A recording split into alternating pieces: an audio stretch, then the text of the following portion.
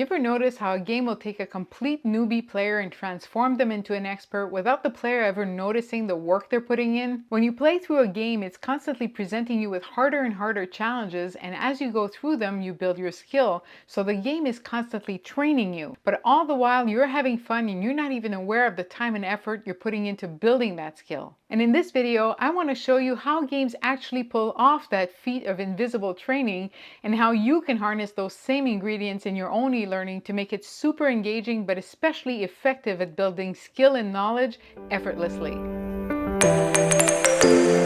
In traditional e-learning, you usually have two separate phases. There's the part where you're teaching the learner, either by having them read slides or click and reveal or watch an explainer video, and then there's the part where you assess them, like with a knowledge check. So passive teaching, active assessment, right? Well, games do this totally differently, and to show you how they do it, here's the very first level of Cooking Dash. So this is where the game is teaching you how to play. There's a customer here who wants steak. The game tells you to tap on the steak, so you tap on the steak, and then they say tap on the grill, so you do that and the steak cooks, and then they get you to serve the steak, and finally when the customer is done, tap on the money to pick it up. And then they'll have you do it again one more time with all the guidance, and then bravo, level 1 is over. Level 2, they have you do the exact same thing, but this time with shrimp. So you tap on the shrimp, you put it on the grill, serve it, and collect the money. And now that you've done it twice, they cut you loose. They take away all the guidance and give you some simple goals, and they let you practice it. No more hand-holding. So you've got somebody who wants shrimp here, and soon enough somebody comes in and they want steak.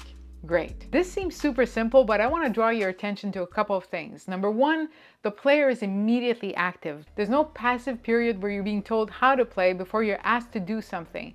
Not here. First thing that happens in this game is tap on the steak. Start doing the thing I'm teaching you immediately. And once you start doing it, you keep doing it. Number two, eventually you'll be asked to serve two different things, and that's when you'll notice that flow can actually carry two things at once. The game didn't tell you that. It just gives you the simple goal of serving two different things, and you're the one finding the most efficient way to do that. If you pick up two things, you don't have to walk back and forth. So here the learner is the one putting two and two together, and that's keeping them cognitively active. The game knows you're not stupid, and you'll figure it out even if it doesn't tell you. Number three, your performance starts being evaluated right from the start, not later on in a separate assessment. Right away you can see how many stars you're on the way to getting, how much time you have left. You can see each customer's happiness meter going down. In traditional e-learning, that evaluation, that score at the end of the assessment is kind of a final verdict, but in the game it's absolutely not. In the game you're being evaluated right away, even if you haven't been taught everything yet, because every day you solve problems that you've never seen before. So this evaluation is no big deal. This client's starting to not be happy? Okay, I'll serve her next. The evaluation here is just continuous feedback that you'll use to orient your actions and work the problem. It's not a final verdict. Number four, in a game, the teaching and the assessment are not separate. They merge into a common challenge. In fact, they merge into a series of challenges of increasing difficulty. And as you go through them, your skill increases. And when we're making a training game, we set that final level of mastery at the learning objective. So the challenges on the way there will build up your skill up to the level where you meet the learning objective. And finally, outcomes are uncertain. When you arrive at one of these challenges, it's been tweaked so that it's doable, but it's demanding enough that you'll have to pay attention if you want to succeed. So it's not a sure thing, you have to focus. And because you have to focus, you're not bored and you're not distracted, you're engaged. And these are the real ingredients that make games great teachers.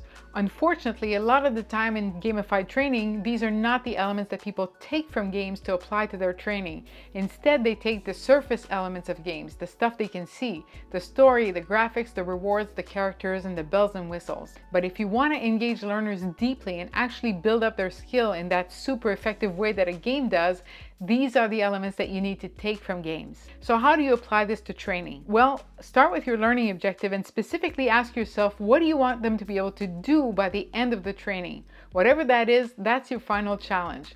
And then working backwards from there, you build a string of challenges of increasing difficulty up to that point. And these challenges are often a watered down version of that final one. Of course, that gets the learner immediately active, but also meaningfully active. And this is important because oftentimes you'll see in e-learning, people are learning passively, but there's been some activity built in, like a click and reveal, to keep the learner active. But unless your course is about how to use a mouse to click and reveal, then that activity activity is only getting them to practice click and reveal. It's not getting them to practice the skill or know-how that they need for this learning objective. So they're physically engaged with the mouse, but they're not cognitively engaged with your content. Plus, that activity is too easy. They don't have to focus on what they're doing, so they can think about anything else while they're doing it. So whatever you want them to be able to do by the end, get them doing some form of it right away from the start. Number 2, you don't have to teach them everything. Let them figure some things out for themselves.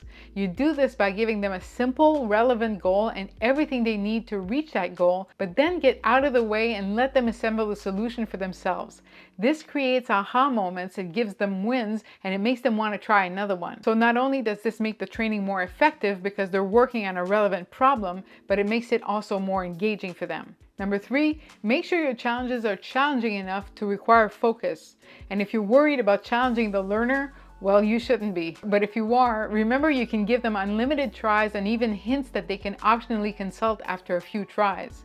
In a game where you can just try again, failure is treated as just a step towards success. So adopt that mentality and de-dramatize failure. I feel like people know this, that they know that a failure is a good teacher. It gets a lot of lip service, and yet we seem to only ever challenge people at the moment where they can be expected to get everything right because they've been taught everything before. But I would say at least experiment with challenging them earlier and see what they can actually figure out for themselves. Now, all the other stuff that takes time and money when you gamify, the graphics, the bells and whistles, the story, the characters, they don't move the needle half as much as these essential ingredients. So get these down pat and you don't have to worry about a lot of this other stuff. So I hope this gave you some ideas and lit a few light bulbs for you. And if it did, I would love a like or a comment below. And as always, thank you so much for watching, and I'll see you next time.